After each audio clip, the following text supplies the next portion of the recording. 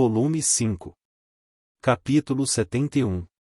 No meio do segundo mês, 1.547 graus ano, calendário continental. Ó Vossa Majestade, seja bem-vindo e obrigado por nos agraciar com sua presença. Quando passei pela porta do estúdio da transmissão de voz da joia que havíamos montado no castelo, um nobre bem constituído de meia-idade me recebeu com um floreio exagerado. Era Moutou Juniro, o pai de Van Juniro, que interpretou Pratamen, o primeiro herói tokusatsu do reino da Freedonia. Ei, Moutou, enfalei. Como vão as coisas no programa? Senhor, temos feito o nosso melhor para seguir o exemplo que você deu.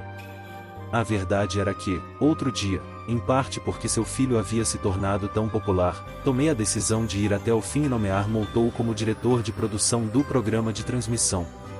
Fiz isso porque queria ser capaz de manter os programas em produção mesmo quando estivesse ocupado. Moutou, como seu filho Ivan, tinha uma habilidade que tornava o programa sem necessidade de efeitos especiais, então tomei a decisão que isso tornaria uma boa escolha para a posição. Moutou coçou a barba e disse: Bem, esse negócio de fazer programas é mais profundo do que você imagina. Existem coisas que as pessoas querem ver, coisas que não querem ver, coisas que queremos que vejam, coisas que não queremos que vejam. É muito difícil encontrar um equilíbrio adequado. Moutou gemeu de consternação. Fiquei aliviado ao vê-lo levando seu trabalho tão a sério. Você quer sair? Não. Eu gosto do desafio. Respondeu Moutou com um sorriso animado. De alguma forma, senti que o estava vendo com melhores olhos do que quando ele estava tentando me atar à sua filha Siena.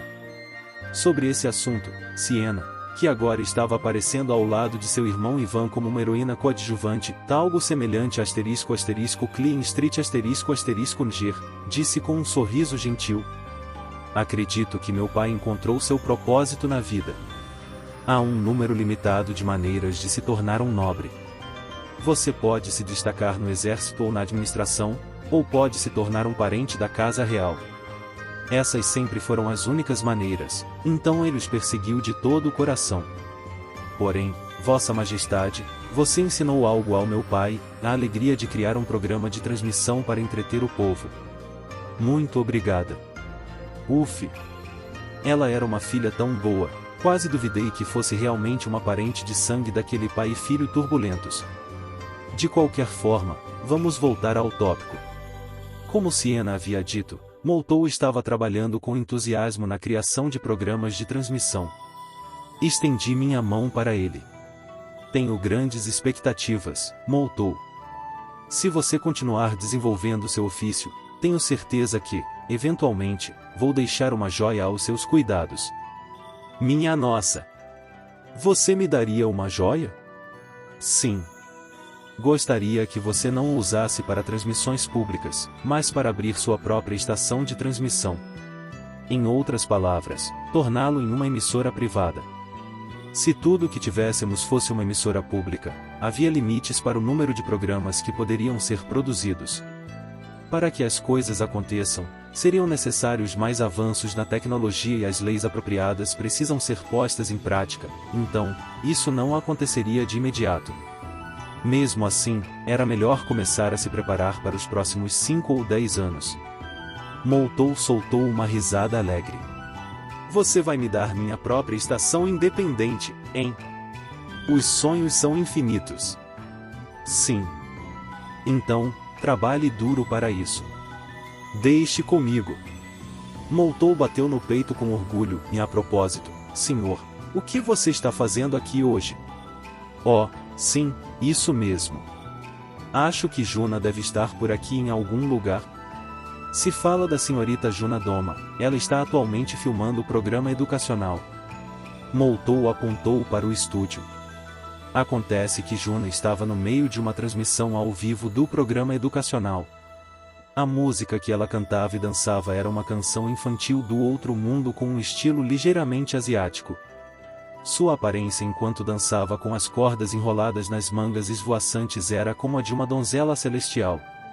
Isso me fez querer pedir: feche o caminho através das nuvens. Eventualmente, a transmissão chegou ao fim.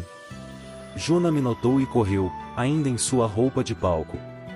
O que está acontecendo, Vossa Majestade? Não achei que você planejava vir aqui hoje. Bem, não, eu não planejava, mas tinha um favor que queria pedir a você. A mim? Perguntou Juna. Fiz um sinal em concordância.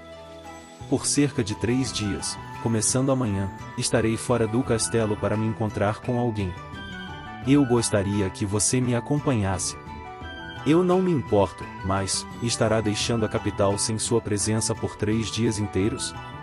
Juna inclinou a cabeça para o lado, parecendo ligeiramente perplexa. Com todo respeito, o trabalho do governo não será prejudicado pela sua ausência? Oh, deve ficar tudo bem. Aquilo que Genia estava desenvolvendo já está completo. O que eu deveria dizer? Juna ficou sem palavras.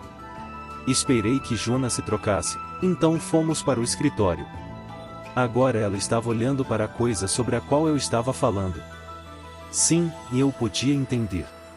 Eu tinha feito um pedido para a noiva de Ludwig e autoproclamada supercientista, Genia Maxwell, para que desenvolvesse uma certa coisa para mim.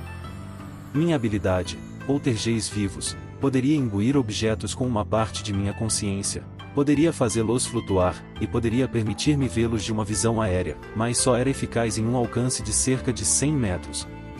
Se eu tivesse uma caneta para cuidar da papelada no escritório de relações públicas, teria que ficar dentro de um raio de 100 metros dela o tempo todo. Por causa disso, durante o período logo após a entrega do trono, quando as coisas estavam realmente agitadas, nunca deixei a capital por mais de um dia, a menos que houvesse uma crise. Além disso, como todo mundo já sabe, o alcance efetivo dessa habilidade poderia ser ignorado se o alvo fosse um boneco, mas, infelizmente, bonecos não eram capazes de escrever muito bem. Era fácil escrever quando eu estava controlando a caneta, mas, por algum motivo, era incomumente difícil fazê-lo quando eu tinha um boneco a segurando. Era como usar um controle remoto para operar um braço de robô que segurava uma caneta. Demorava muito para me concentrar, e o que escrevia ainda acabava parecendo um garrancho. Eu não poderia ter uma escrita confusa em documentos importantes.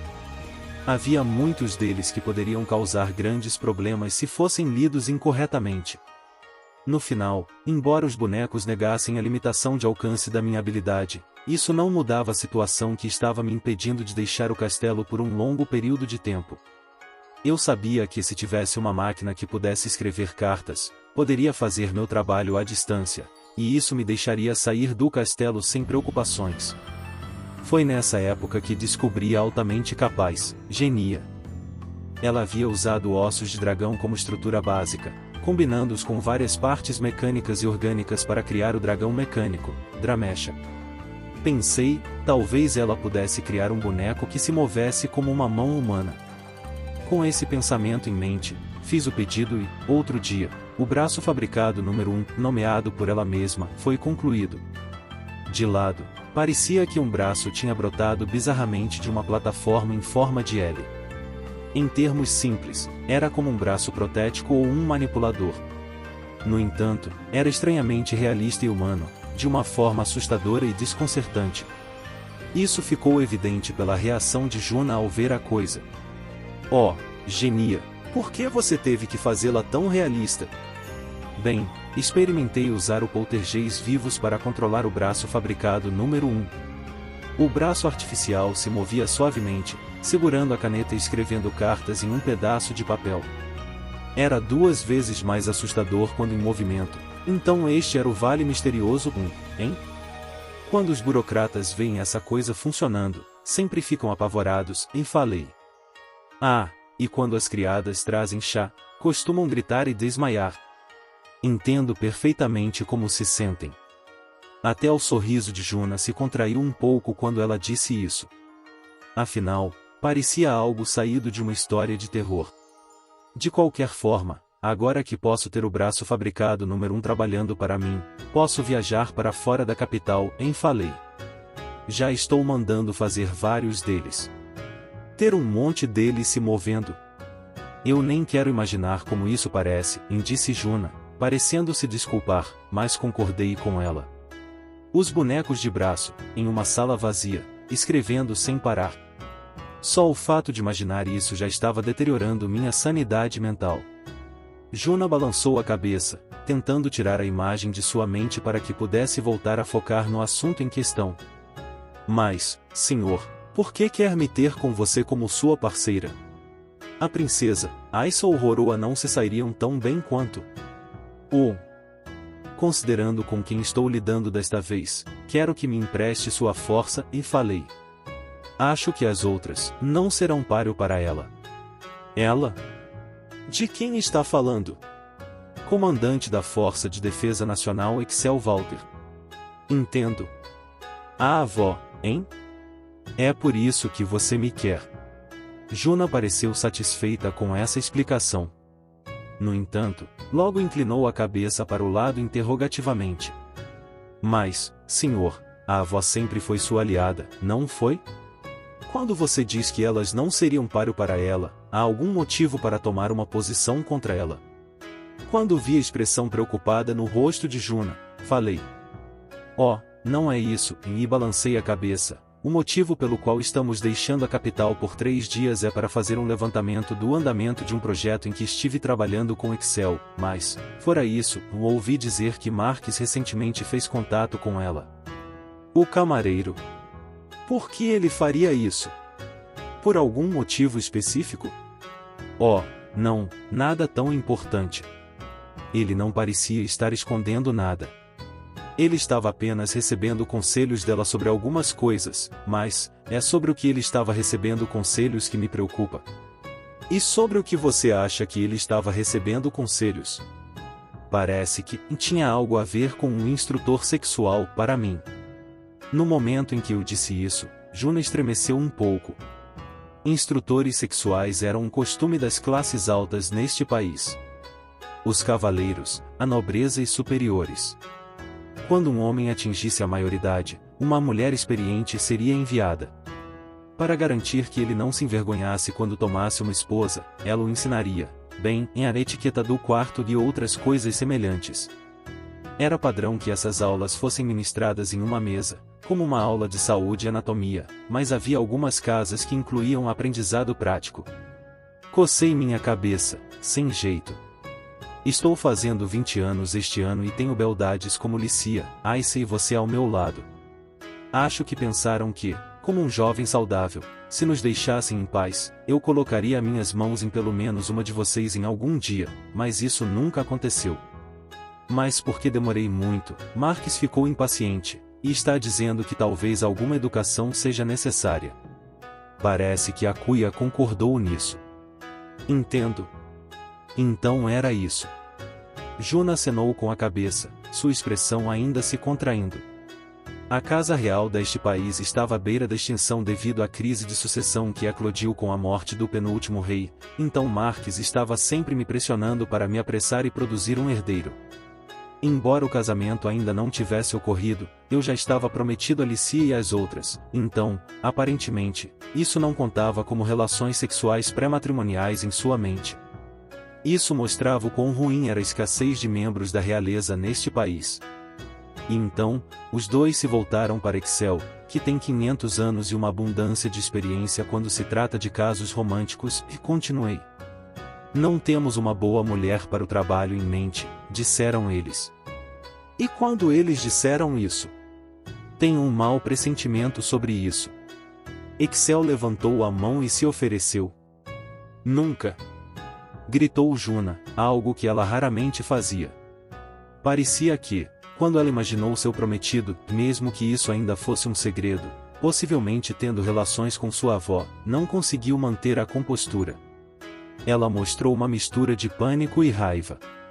Ela pode fazer expressões como essa também? Isso é meio revigorante, pensei.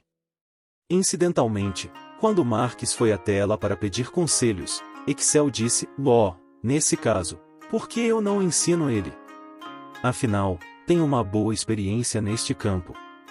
Se quiser, posso até cuidar das aulas práticas pessoalmente, sabe? Sou de uma raça de vida longa, então não é muito provável que engravide. E, com uma risada que tornava difícil dizer o quão sério ela estava. De acordo com Marques, desmentindo sua aparência de 20 e poucos anos, os olhos dela tinham o brilho de uma cobra que encontrou sua presa. Suponho que ela não era da raça das serpentes marinhas à toa. Quando contei isso a Juna, ela pressionou um dedo na têmpora, parecendo preocupada. Ouvi sobre isso da tia Acela. Essa era a filha de Ixel, mãe de Carla. Quando ela ainda era jovem, a avó tentava os homens que se apaixonavam por minha tia e os provocava. Uau! Isso é horrível. Não, ela só fazia isso com aqueles pelos quais minha tia não tinha sentimentos românticos. Era para fazê-los desistir de ter um caso ilícito com sua filha, mas... Minha mãe uma vez me disse, com uma expressão exausta no rosto, e nunca quis ter que ver meus colegas tentarem cortejar minha mãe e serem recusados. Bem, não, eu não imagino o que ela queria com isso. Pensando no assunto, Castor inicialmente abordou Ixel, não foi? Ela tinha sido fria com ele porque ele foi atrás dela primeiro? Era definitivamente verdade que ela era uma beldade de tirar o fôlego. Se eu não tivesse desenvolvido uma resistência a isso por estar perto de Licia e das outras, poderia ter corrido o risco de me apaixonar por ela. Então, agora que você sabe o que está acontecendo, gostaria de pedir que me acompanhe, falei. Posso contar com você para isso? Entendo.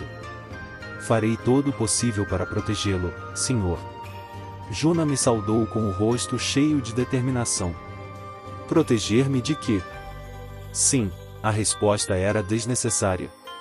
Juna me olhou como se quisesse dizer algo, mas estava tendo dificuldade em dizer o que quer que fosse e desviou o olhar. Imaginei o que poderia ser, então esperei por ela. Juna pareceu se decidir, então abriu a boca e disse: HM.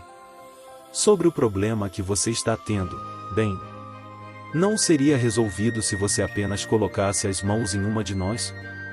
Pode ser a princesa, ou Aissa, ou Roroa, ou mesmo HM em eu. Quando ela disse isso com o rosto voltado para baixo e os olhos voltados para cima, isso me bateu forte, mas engoli em seco e me contive. Se Marques pudesse dizer algo, seria que este era exatamente o problema. Eu, ainda não estou pronto para ser pai, falei. Escute, eu amo todas vocês, é claro, e estou definitivamente interessado em fazer esse tipo de coisa com você, mas, quando me dizem que definitivamente tenho que fazer um bebê, fico hesitante. Comigo como estou agora, com este país como está agora, questiono se posso fazer todas vocês, e os filhos que vão nascer felizes. Entendo, Juna pareceu um pouco desapontada, mas rapidamente disfarçou com um sorriso gentil. Isso é a sua cara, senhor. Posso sentir o quanto você se preocupa com todas nós. Claro que me preocupo. Nesse caso, estarei ansiosa por isso quando você estiver pronto. O sorriso de Juna era tão maravilhoso que abracei com força. Ela pareceu surpresa, mas não resistiu. Ela era macia e cheirava bem. Eu ainda não estava pronto, mas... poderia fazer pelo menos isso, imaginei. Algum tempo depois, em Cidade Lagoon. A Cidade Lagoon era a cidade central do Ducado Walter. Localizava-se no nordeste da Fredonia, e como o nome levaria a supor, era uma cidade construída em uma lagoa. Por causa do calor e umidade, foi construída de forma muito parecida com Veneza, na Itália, e havia canais em toda a cidade. Quando olhei para esta cidade, lembrei-me de um certo mangá Yashikei 2 que eu tinha lido há muito tempo, mas infelizmente não havia garotas bonitas agindo como gondoleiras nela. Em vez disso, pude ver homens corpulentos carregando e descarregando cargas de pequenos barcos por todo lugar. Era inverno, então os homens estavam bem agasalhados, mas se fosse verão, provavelmente estariam todos praticamente nus. Tipo, vestindo apenas uma tanga. Até mesmo pensar nisso era sufocante. Eu estava lá, observando a paisagem da cidade Lagoon de dentro de uma carruagem com Juna. Você nasceu aqui, Juna? Perguntei. Não, nasci um pouco mais a noroeste, em uma pequena cidade portuária perto da fronteira com a União dos Estados Orientais. Não é tão animado quanto aqui, mas pegamos muitos peixes deliciosos lá. Verdade?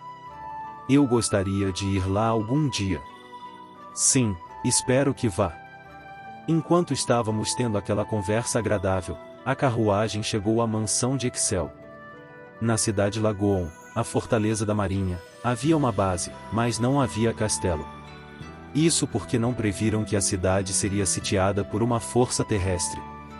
Isso refletia o fato de que a marinha era capaz de mostrar sua força máxima no mar, e se essa terra fosse invadida por um inimigo estrangeiro, simplesmente iriam abordar os navios e eliminar o inimigo, a cidade e todos, apenas com bombardeios costeiros. A raça das serpentes marinhas amava esta terra mais do que qualquer pessoa, e se não pudessem tê-la, ninguém poderia. Eram verdadeiras yanderes quando se tratava de seus sentimentos por esta terra. Quando entramos no terreno em nossa carruagem, vi que Excel estava parado em frente à mansão, esperando nossa chegada. Seu cabelo azul brilhava ao sol, seu lindo rosto espiava por trás dele. Como sempre, Excel estava tão bonita que dava para perceber mesmo de longe. Poderia mesmo dizer que ela era a avó de Juna. Embora houvesse poucas pessoas para as quais a palavra avó seria menos adequada. A roupa azul que ela usava, que parecia um kimono cruzado com um vestido, ficava bem nela. Quando olhei, Juna estava com uma expressão sombria no rosto. Juna? Algo errado? Perguntei. Aquele kimono. O kimono é o favorito da avó. Parece que é melhor termos cuidado.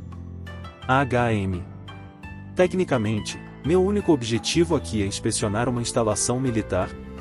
Quando falei isso, Juna, alarmada, passou o braço em volta do meu, segurando com força, depois olhou para mim com uma expressão séria. Senhor, quando você está na frente de uma serpente marinha, você nunca mostra uma abertura. Se eu fizer isso, você sofrerá um bote. Eu não sabia exatamente o que isso queria dizer, mas fiz uma nota mental para tomar cuidado. Quando desembarcamos da carruagem, Excel nos recebeu com um sorriso. Já faz muito tempo, Vossa Majestade. Bem-vindo à cidade Lagoon. Eu sabia o que Juna tinha dito, mas, por enquanto, ela não parecia diferente do normal. Tentei não deixar minha cautela evidente, respondendo em um tom amigável. Não nos vimos desde que a nomeei comandante suprema da Força de Defesa Nacional, certo? Fico feliz em ver que você está com boa saúde. Ei! Oh, senhor, você adora delegar tarefas importantes a esta senhora. Ela parecia estar bem em se chamar assim. Mas obrigada. Espero que você esteja bem, Juna. É bom te ver de novo, princesa do mar, e ao meu lado, Juna fez uma reverência graciosa. Excel era chamada de princesa do mar na antiga marinha. Provavelmente era semelhante a chamá-la de senhora para eles. Mas Excel balançou a cabeça. Juna, você foi dispensada da marinha. Você vai se casar com Sua Majestade, mesmo que seja como uma rainha secundária. As únicas posições que temos em relação uma a outra agora são as que temos como família. Princesa. Não, eu entendo. A avó. Sim. Esta foi uma boa cena, que revelou seus laços como família, ou assim pensei. Então, Juna, isso significa que você e eu agora somos iguais. O que é que foi isso? Foi apenas minha imaginação ou ela havia enfatizado a palavra iguais? Além disso, quando ela ouviu a palavra iguais, pensei ter notado uma veia latejando na têmpora de Juna. O que você quer dizer com isso, avó? Veja, o segredo para não se cansar de uma vida que se prolonga por muito tempo é sempre se interessar por alguém. O que isso significa? Perguntou Juna. A propósito, você tem interesse em Sua Alteza? Bem, ele é o primeiro herói que tivemos desde o primeiro rei. Eu o acho fascinante. Excel estava sorrindo. Mas senti uma pressão estranha por trás daquele sorriso. Juna estava respondendo com um sorriso semelhante. Que atmosfera era essa? Eu realmente queria sair de lá. Enfim, você se importa se entrarmos? Sugeri. Não há necessidade de ficarmos aqui, acredito. Ei. Lamento por isso, e disse Excel. Por favor, venha por aqui. De todo modo, com as formalidades concluídas, fomos conduzidos para dentro. Por dentro era como uma mansão elegante ao estilo ocidental. A mobília em exibição não era excessivamente exagerada, em vez disso, remetia a uma atmosfera relaxante. Mesmo eu, que não tinha senso artístico, podia apreciar o bom senso estético de Excel. Por fim, fomos conduzidos a uma sala com uma placa que a identificava como a sala de estar. Já havia uma pessoa na sala, em posição de sentido. Aquele homem alto, que usava o uniforme de suboficial da Força de Defesa Naval Nacional da Fredonia, tinha asas de morcego e cauda de lagarto. O homem me saudou e começou a preparar o chá. Mesmo depois de nos sentarmos e ele terminar de distribuir o chá para todos, continuou atrás da Excel, esperando por ordens. Massageei minhas têmporas. Se ele simplesmente ficar parado aí, vai me incomodar muito não pensar nisso. Eu disse a ele que poderia agir normalmente, disse Excel com um sorriso torto. O homem de pé atrás dela era Castor. Ele havia sido um dos 3 duques e o general da Força Aérea. E também era o pai de Carla. Tendo sido considerado responsável por desafiar seu rei e destituído de seu posto, foi forçado a se aposentar e deixar a chefia da família para seu filho Cal, enquanto ele próprio estava sob a custódia de Excel. Aliás, quem estava agindo como ajudante de Cal era, a pedido do próprio homem, o ex-administrador da Casa de Vargas e atual general da Força Aérea Nacional, Tolman. De qualquer forma, pelo que Excel me disse, ela estava trabalhando duro com Castor como soldado raso da Força de Defesa Naval Nacional. Talvez tornar-se um general derrotado tivesse despojado de seu orgulho e o tornado mais dócil. Ou talvez estivesse simplesmente fingindo estar agindo apenas como um soldado raso da Força de Defesa Naval Nacional por pura obstinação. Se os encontrava nas ruas, ele se curvava até mesmo para aqueles que estavam abaixo dele até recentemente quando era seu dia de serviço de limpeza, limpava todos os banheiros do navio. Também pensei isso a respeito de Carla, mas os membros de sua linhagem tendiam a ser leais demais às posições em que se encontravam. Isso é uma ordem, falei. Sente-se, Castor. Sim, senhor. Perdoe-me, senhor. Castor finalmente se sentou. Minha nossa. Além disso, isso meio que me assusta, então abandone a formalidade excessiva e acrescentei. A menos que estejamos em público ou haja outros subordinados por perto, quero que fale normalmente comigo. Isso também é uma ordem. Sim, senhor. Mas... Castor, um suboficial desafia as ordens de seu rei? Exclamou Excel. Entendido, Castor concordou com certa relutância. Ufa! Agora podemos finalmente ter uma conversa descontraída, pensei. De qualquer forma, já faz um tempo, Castor, falei. Como a vida na marinha está sendo para você? Muito boa, senhor. Já me acostumei com o cheiro do mar. Além disso, HM? E então? Como está Carla? Ele parecia preocupado com sua filha que agora era minha escrava. Bem, ele era pai dela. Pode ficar tranquilo. Carla está... ela está se dando bem. O que foi essa pausa? O que foi esse Não, tenho certeza que ela está indo muito bem e tudo, é só que... Se bem me lembrava, lá no castelo, Carla estaria... Enquanto isso, no estúdio, no Castelo Parnell. Bavalha haha. Pratamen, hoje eu acabo com você. Pegue-o, monstro de roda de Algon. De Algon. Moltou assumiu o papel de monstros de Aissa. Malditos sejam, senhorita Dran e de Algon. Eu protegerei a paz neste país. Sim. Ela, provavelmente, está bem. Fisicamente, é a própria imagem da saúde. Eu sei que ela é uma escrava pertencente à casa real, mas não coloquei minhas mãos nela ou algo assim. Agora, quanto a estar mentalmente bem, eu não tinha tanta certeza. Quer dizer, a Serena estava sempre brincando com ela? Você não fez nada com ela. Quando ouço isso, fico na verdade mais preocupado. HM? Por que isso faz você parecer tão deprimido? Perguntei. Porque se você tivesse colocado as mãos sobre ela, acho que isso deixaria Carla mais segura. Castor deixou escapar um pequeno suspiro. Ouvi pela Duquesa Excel. Você é o tipo de homem que valoriza sua família e faria qualquer coisa para protegê-la.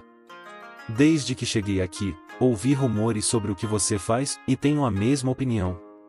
É por isso que acho que se Carla ficasse grávida e você a reconhecesse como família, nada poderia deixá-la mais segura. Não para que ele pudesse se tornar um parente da casa real, mas para que sua filha estivesse segura. Isso me fez pensar sobre como os sentimentos de um pai eram complicados. Mas não tenho nenhuma intenção de tomar Carla como minha rainha. Ele ficou em silêncio. Mesmo assim, Lícia ficaria chateada se alguma coisa acontecesse com Carla e falei. Eu prefiro não ver Lícia triste. Posso garantir a você que não farei nada ruim para ela. Você não vai. Estou aliviado em ouvir isso. Por favor, peço que cuide bem da minha filha. Castor baixou a cabeça profundamente. Tenho certeza de que ele assumiu aquele tom mais formal no final porque era um pedido sincero e de coração.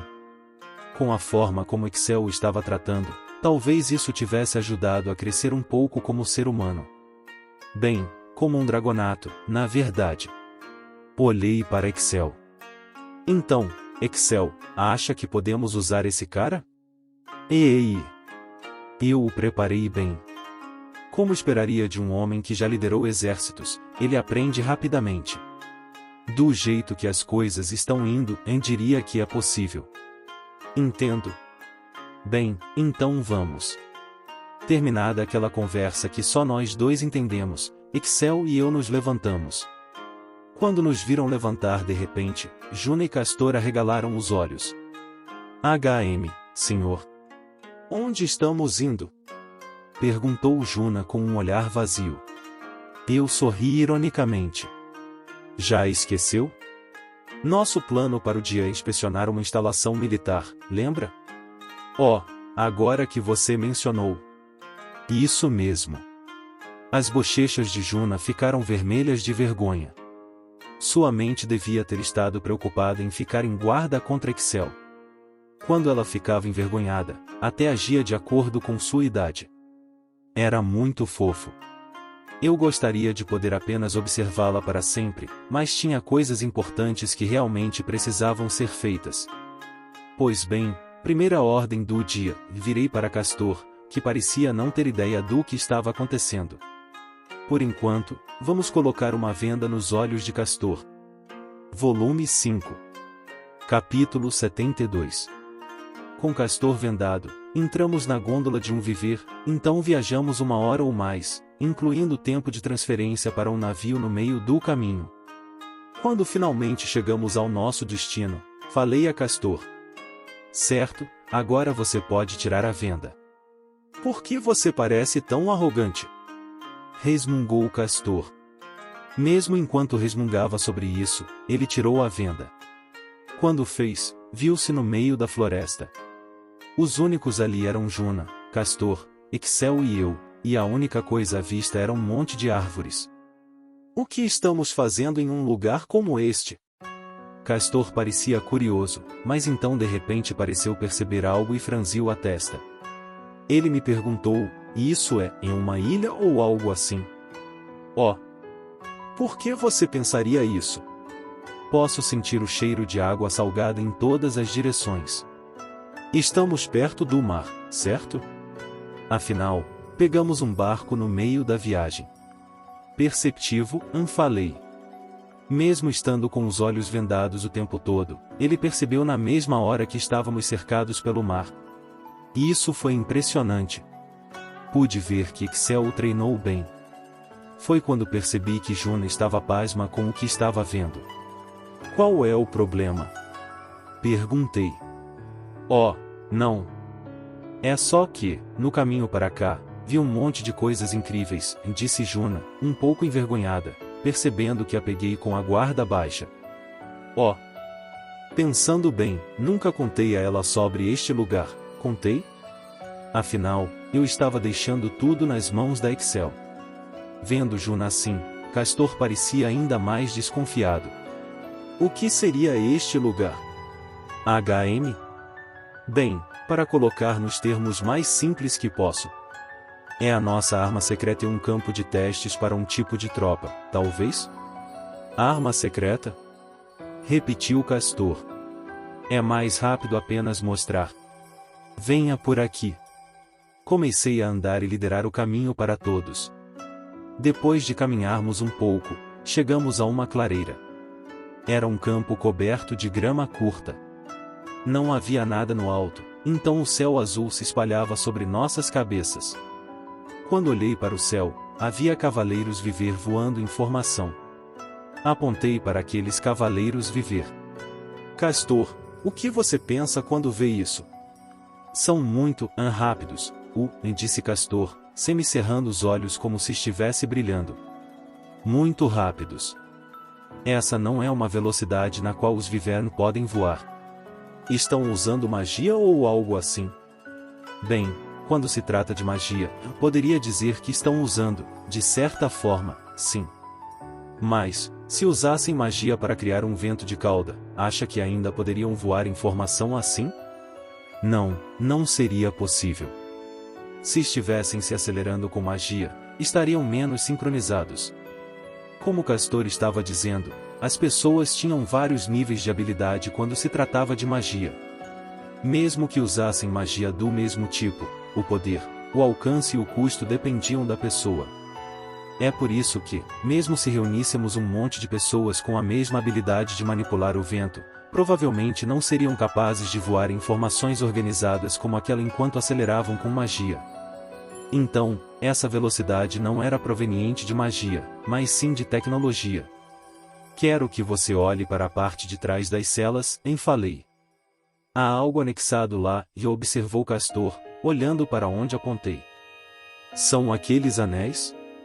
Se olhasse de perto, sim, nas costas das celas dos cavaleiros viver havia 2 anéis, um à esquerda e um à direita. Respondi enquanto ainda olhava para o céu. O que você vê na parte de trás das celas é uma versão miniaturizada e leve do pequeno Suzumu Mark V, em O dispositivo de propulsão maxwelliana. Quando equipados com eles, os Vivern podem voar mais rápido e com maior alcance do que nunca. Aconteceu no dia em que Ludwig me levou para ver o laboratório da masmorra de Genia. Eles me mostraram as invenções de Genia, como o pequeno Suzumu Mark V e Dramesha, e embora eu ainda tivesse algumas preocupações, especialmente sobre o que faria com o Dramesha, no meu caminho para casa, estava confiante de que encontrei a chave para trazer uma revolução a este país. Foi então que tive uma certa ideia. Ei, Genia! Este pequeno Suzumu Mark V pode ser produzido em massa? Além disso, poderia torná-lo menor e mais leve? HM, respondeu ela depois de pensar um pouco. É realmente uma questão de saber se posso garantir uma fonte para um determinado metal especial, mas se isso puder ser providenciado, a produção em massa é possível. Agora, quanto à miniaturização e torná-la mais leve, percebe que a saída irá diminuir com isso, certo? Metal, hein? Isso foi antes de absorvermos a Midonia, então conseguir aquele metal teria sido difícil devido à escassez de recursos minerais no reino? Genia inclinou a cabeça para o lado interrogativamente e perguntou. Para que você iria usá-los? Bem, eles sugam o ar e o sopram de volta, certo? Nesse caso, estava pensando que poderíamos fixá-los na barriga dos Vivern, ou talvez na parte de trás de suas celas. Oh! Entendi. Eu não tinha pensado em usá-lo assim. Havia 3 tipos de criaturas usadas de maneira semelhante aos aviões neste mundo e Vivern, que eram amplamente usados, grifos, que só o Império conseguiu criar, e os dragões da Cordilheira do Dragão Estrela. Se eu fosse atribuir a eles um grau de S, B ou C para sua velocidade de voo, manobra e autonomia de voo, seria parecido a isto. Viver e velocidade de voo, B. Capacidade de manobra, C. Autonomia de voo, A. Grifo e velocidade de voo, A. Capacidade de manobra, S. Autonomia de voo, C. Dragão e velocidade de voo, S. Capacidade de manobra, A. Autonomia de voo, S. Bem, mais ou menos assim. Se olhar para essas estatísticas, verá que os Wyvern são como bombardeiros, capazes de voar longas distâncias, mas não fortes em luta, e grifos são como lutadores, incapazes de voar longas distâncias, mas fortes em luta. Os dragões eram fortes em todas as categorias, mas eram muito menos numerosos do que os outros dois e eram sencientes, então não podiam ser controlados. Aparentemente, havia um país ao norte que tinha um contrato com os dragões, mas era uma exceção entre as exceções. Em outras palavras, embora eu quisesse evitar isso a todo custo, se fossemos para a guerra contra o Império, nossa cavalaria viver não seria páreo para a cavalaria grifo deles. No entanto, se pudéssemos fazer uma versão miniaturizada e leve do dispositivo de propulsão de Genia e anexá-lo a eles, o que aconteceria? Não aumentaria tudo, exceto a capacidade de manobra? Se pudéssemos fazer isso. Viver, com propulsor, velocidade de voo, B, TS, capacidade de manobra, C, autonomia de voo, A, TS+. Então, mesmo se não pudessem lutar contra a cavalaria grifo em combate corpo a corpo, poderiam ser capazes de competir usando um estilo de luta de bater e correr. Isso era o que eu estava pensando. Dito isso, não fui capaz de garantir uma fonte daquele metal especial, então a ideia teve que ficar em espera por um tempo. No entanto, com Roroa conquistando e adquirindo a Amidonia, as coisas mudaram.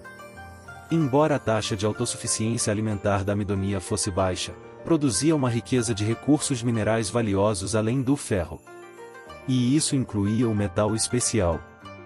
Com um suprimento estável do metal necessário, pedi mais uma vez a Genia para desenvolver uma versão miniaturizada do pequeno Suzumu Mark V com a qual os Wyvern pudessem ser equipados.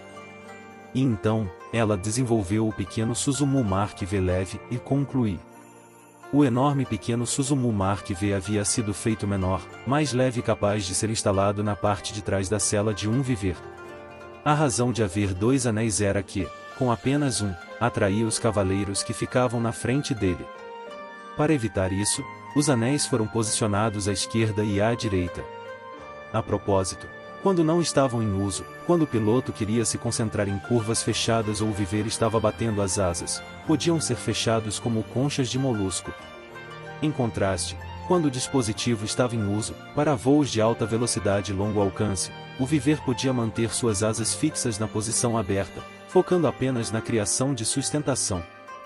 Com a invenção do pequeno Suzumu Mark V leve, os Wyvern de nosso país eram, como eu esperava, capazes de superar os esquadrões de grifos do Império em tudo, exceto na capacidade de manobra.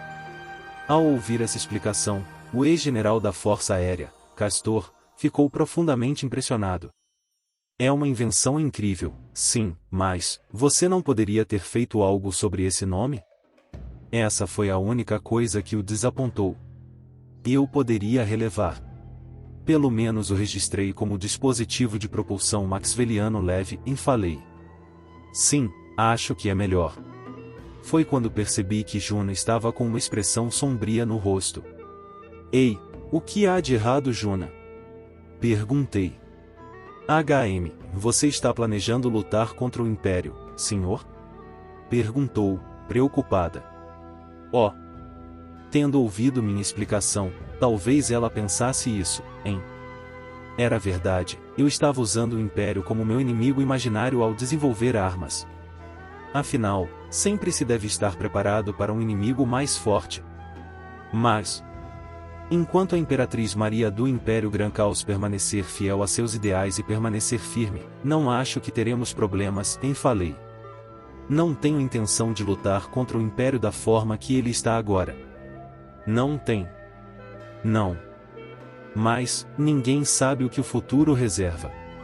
Não há garantia de que o Império manterá suas políticas atuais, e é possível que outro grande poder além do Império possa algum dia se levantar para nos enfrentar. Não quero ter uma visão ingênua das coisas e então ficar atrapalhado quando chegar a hora. É por isso que, em todos os momentos, preciso presumir o pior cenário possível. Para isso, fazer coisas que eram como derrubar uma ponte de pedra e substituí-la usando as técnicas mais recentes era quase certo. Maquiavel disse que um príncipe sempre deve estar preparado para mudanças de sorte, afinal. Você está presumindo o pior cenário possível? Entendo, e disse Juna, e então não falou mais nada sobre o assunto. Eu tinha certeza de que ela ainda estava se sentindo desconfortável, mas no final, confiou em mim. Licia e Aissa podiam ser da mesma forma às vezes. Roro era a única que não se sentiria desconfortável e, na verdade, acabaria me ajudando. Honestamente, elas eram boas demais para mim. Castor perguntou. Anteriormente, você disse que este era um campo de testes para armas secretas e tipos de tropas, certo? Eu entendo a parte da arma, mas o que é isso sobre um tipo secreto de tropa? Se você quer saber sobre isso, precisaremos caminhar um pouco mais, e respondi. Comecei a andar, levando o grupo para nossa próxima parada. Enquanto avançávamos pelo campo aberto, a grama de repente parou de aparecer e o solo descoberto ficou exposto. Aquele local onde o barro vermelho foi colocado era como um campo de esportes. No entanto, não havia bases para o beisebol ou gols para o futebol. As únicas coisas que havia eram 2 tendas para afastar a luz do sol e um lançador de flechas de repetição antiaérea. Dentro da tenda, a maga com orelhas de raposa que agora era a segunda em comando de Ludwig, Kaed Raposia, estava em uma conversa profunda com um bando de pessoas que pareciam pesquisadoras e engenheiras. Quando nos aproximamos, Kaed nos notou. Ora, Vossa Majestade e a Duquesa Excel também. Bem-vindos, disse Kaed e nos cumprimentou com um sorriso. Muito tempo sem nos vermos, e respondi. Vocês estão bem? Sim. Hal e eu estamos indo bem. Oh. A princesa não está com você hoje? Sim. Esta senhora aqui é minha companheira de hoje, e falei a ela em um sussurro, colocando minha mão na parte inferior das costas de Juna e dando-lhe um pequeno empurrão. Juna deu um passo à frente e inclinou levemente a cabeça para Kaed. Prazer em conhecê-la. Sou Juna Doma, ex-tripulante da marinha. Nossa! Você é a prima Lorelei, não é? Sou sua fã, sabe? Por favor, deixe-me apertar sua mão. Kaed segurou a mão de Juna com as suas e sacudiu-a para cima e para baixo. Eu nunca imaginei que você era da marinha. Sua Majestade não acabou de dizer que você era sua companheira? Kaed piscou rapidamente e olhou para mim. Eu havia dito que ela era minha companheira, pensando que não haveria problema se Kaed soubesse que estávamos noivos, mas foi um pouco embaraçoso ter que explicar com minhas próprias palavras. Quando olhei, Juna também tinha ficado um pouco vermelha. Bem. É assim que é, e falei por fim. Entendi, disse Kaed. Então é assim, hein? Olhando para os nossos rostos, Kaed, garota inteligente que era, ligou os pontos na hora. Abaixando um pouco a voz, ela perguntou. Como ainda não foi anunciado, presumo que ainda seja segredo, certo? Fico feliz que você entendeu rapidamente, sussurrei de volta. Afinal, Juna é incrivelmente popular. Bem, isso é verdade. Acho que motins podem estourar se você anunciar agora, sabe? Kaed estava totalmente séria. Bem, eu sabia disso, e era por isso que estava tentando mudar a popularidade de Juna de uma ídolo para uma cantora infantil. Deixando isso de lado, gostaria de mostrar a Excel e aos outros o novo tipo de tropa, e falei. Entendo. Nesse caso, estávamos prestes a fazer um exercício, sabe? Com isso, Kaed começou a dar ordens aos engenheiros próximos. Ela os fez desenhar um círculo duplo no meio do campo de argila usando giz.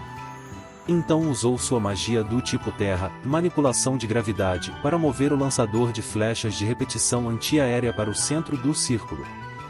Quando Kaed terminou de configurar o lançador de flechas de repetição antiaérea, voltou para onde estávamos. Uau! Está tudo configurado e pronto para funcionar. O que você está prestes a mostrar? Perguntou Castor, e em resposta apontei para o céu. Se você olhar para cima, acho que logo ficará claro, e expliquei. Para cima? No céu, havia outra formação de Vivern voando.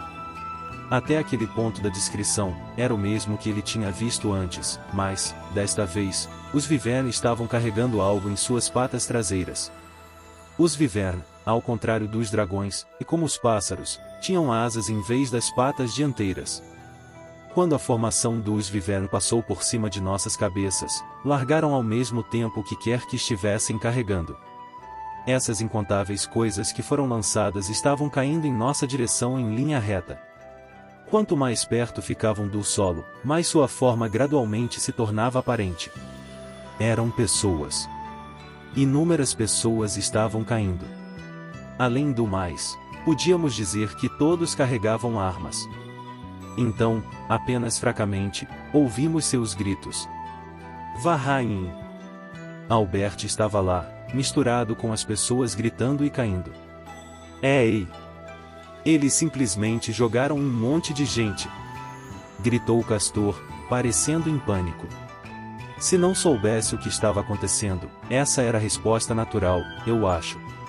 Está tudo bem, falei. Apenas observe. Quase no exato momento em que eu disse isso, paraquedas redondos brotaram das costas de todas as pessoas que caíam. De repente, sua velocidade de descida diminuiu.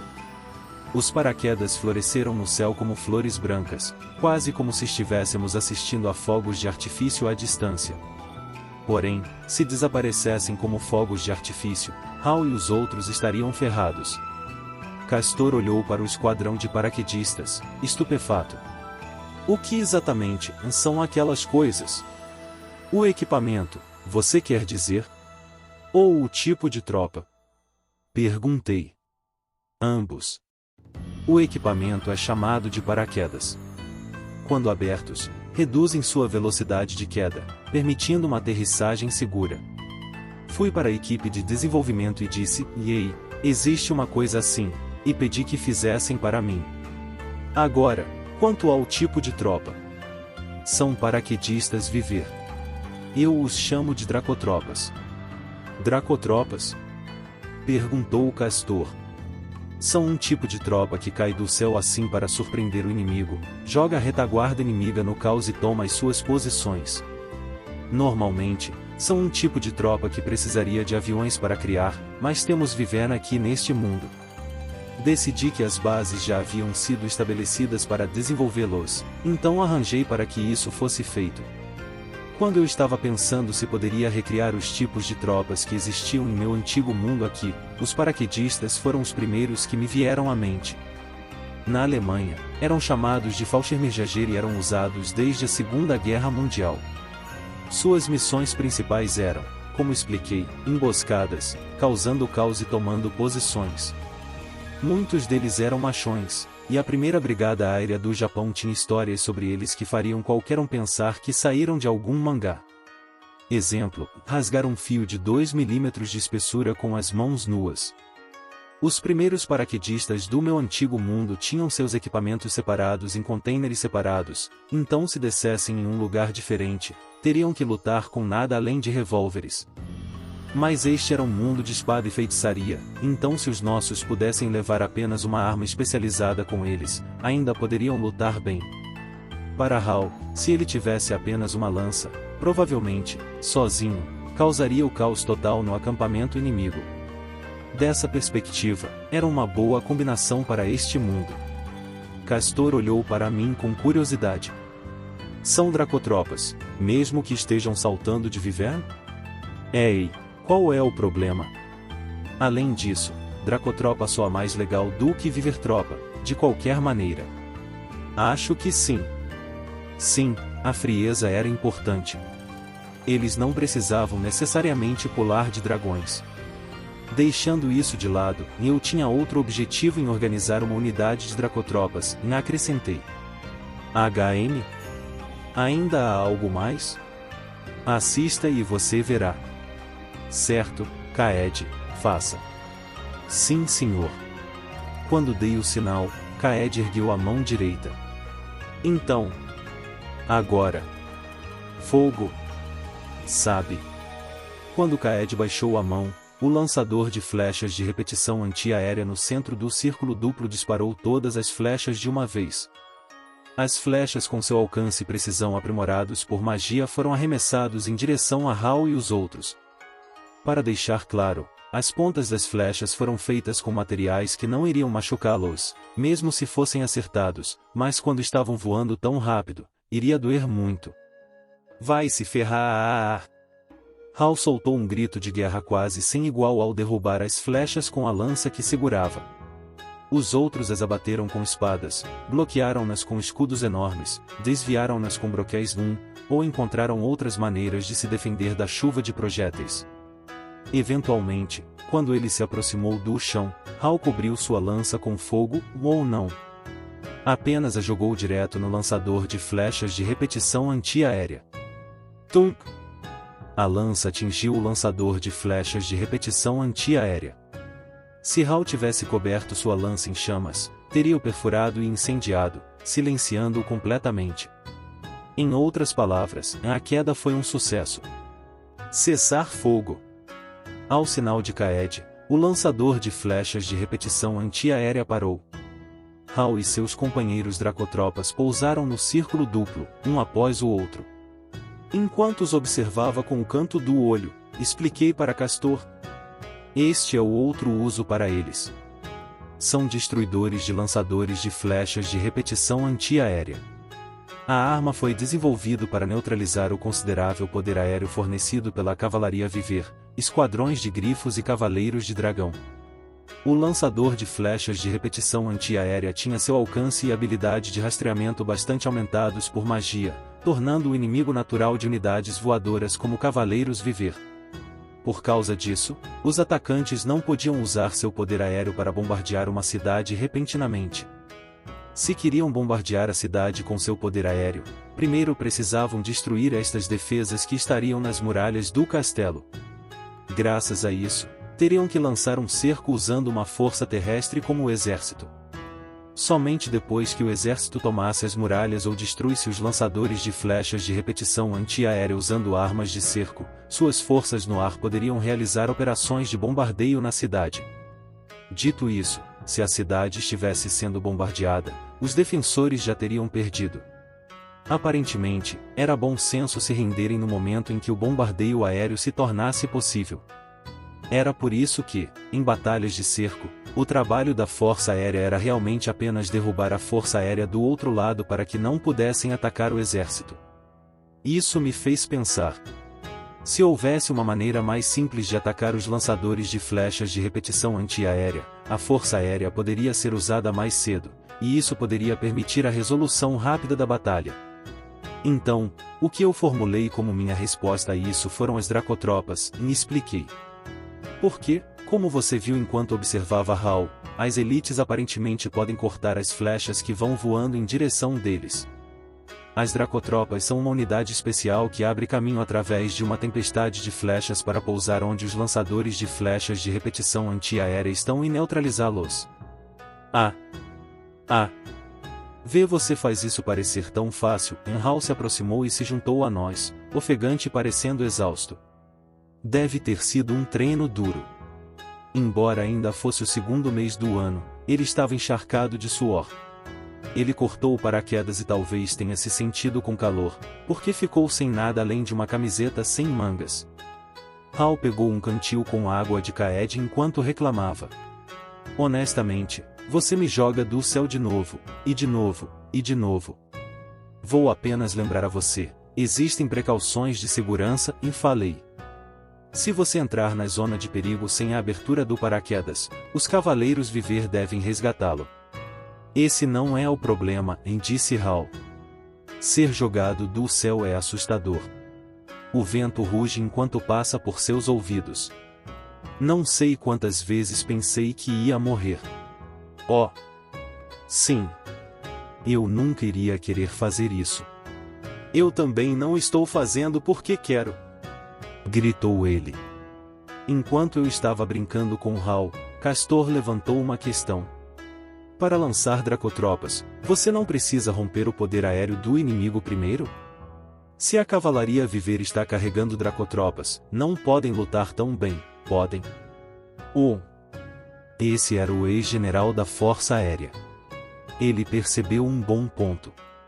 É por isso que reforçamos as habilidades dos Wyvern com a pequena Suzumu Mark V leve, falei. Esta é uma inovação que abrange tanto as Dracotropas, que pertencem ao exército, quanto a cavalaria viver, que pertence à Força Aérea, ao mesmo tempo. Ainda não temos um sistema para produção em massa, então temos que priorizar onde serão implantados. Entendo. É uma melhoria que você pode realizar precisamente porque unificou todos sob a Força de Defesa Nacional, disse Castor com um gemido de admiração. Ele olhou para o céu, onde a cavalaria viver estava voando em formação, e murmurou tristemente, Wyvern que voam mais rápido que grifos e mais longe que dragões. Eu gostaria de poder montar em um. Nunca me senti mais frustrado por ser transferido para a Marinha do que neste momento. Castor. Chamei. É apenas o lamento de um pobre cão. Não ligue para mim. Perguntei. Um pobre cão, hein? Verdade, eu tinha ganho e Castor tinha perdido. Agora estávamos parados um ao lado do outro, olhando para o céu. Passava um sentimento estranho. Excel observou nossa conversa com um sorriso irônico. Agora, vamos dar uma olhada a seguir, falei. Depois de nos separarmos de Hal e Kaed, retornamos à planície que havíamos cruzado antes. Eu estava apontando para uma pequena montanha rochosa que era grande o suficiente para ser vista de onde estávamos. Aquela montanha rochosa é provavelmente a mais próxima. Vamos lá. Liderei o caminho. Quando chegamos ao pé daquela montanha rochosa, os cavaleiros viver estavam pousando, acabando de terminar o treinamento. No sopé, havia abertura para uma caverna grande o suficiente para que um rinoceronte pudesse passar facilmente. Os Wyvern estavam entrando. Vendo isso, Castor perguntou. É lá que ficam os estábulos de viver. Ei! Você descobriu. Normalmente, Wyvern constroem seus ninhos em cavernas rochosas como aquela, me explicou ele. Construímos instalações semelhantes na cidade Dragão Vermelho. Em comparação com estábulos comuns, os Wyvern podem relaxar mais facilmente em um lugar como este. Isso fazia sentido. Ele seria um especialista no assunto. Isso mesmo, falei. Aquela caverna está conectada ao nível abaixo desta. Nesse nível, há cerca de 100 ou mais estábulos pequenos que se ramificam para o lado da caverna principal. Temos Wyvern vivendo neles. No entanto, há apenas cerca de 20 deles aqui no momento. 100! Gritou ele. Isso é 1/10 de todos os Wyvern que tínhamos sob nosso comando quando eu era o comandante. Você precisa de tantos aqui nesta ilha? Esta é uma base da linha de frente ou algo assim? Enquanto eu estava tranquilizando Castor, entramos na caverna. Fedia como uma fazenda por dentro. Ou talvez um zoológico. Estávamos fazendo o possível para ventilar o lugar, mas não havia como evitar. Então, o lugar lá embaixo que você queria me mostrar, é o alojamento dos Wyvern? Perguntou Castor, carrancudo. Talvez todo o sigilo estivesse começando a irritá-lo.